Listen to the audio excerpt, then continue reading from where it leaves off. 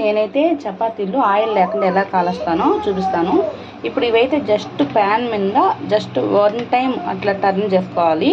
చేసుకుని అన్నీ ఒక పక్కన పెట్టేసుకుని అయితే డైరెక్ట్ నేను గ్యాస్ మీద ఇలాగే పెట్టి ఇలాగే కాల్చుకుంటూ ఉంటాను. ఏం ఆయిల్ పిండిలో కూడా నేను జస్ట్ ఆయిల్ కూడా యాడ్ చేయనండి.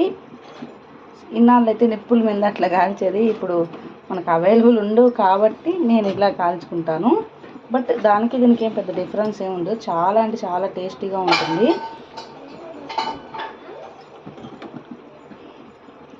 సో ఇట్లా అంతా కూడా బాగా నీట్గా కాల్ చేసుకుంటే చాలా బాగుంటుంది. యాక్చువల్గా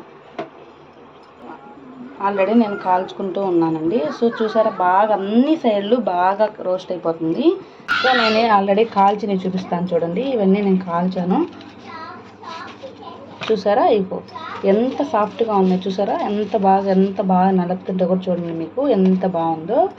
సో ఈ విధంగా అయితే చేసుకోండి మీరు కూడా. ఈ ఐడియా ఉపయోగించి నేనైతే తినండి. అసలుకి కలిపేటప్పుడు కూడా ఉప్పు వాటర్ వేసి జస్ట్ బాగా సాఫ్ట్గా పిండి కలుపుకుంటాను. అంతకుమించి నేనేం యాడ్ చేయను. చాలా అంటే చాలా బాగుంటుందని మీరు కూడా ఖచ్చితంగా ట్రై చేయండి. డైట్ చేసేవాళ్ళు ఇట్లా ఆయిల్ లేకుండా అలా ట్రై చేయండి.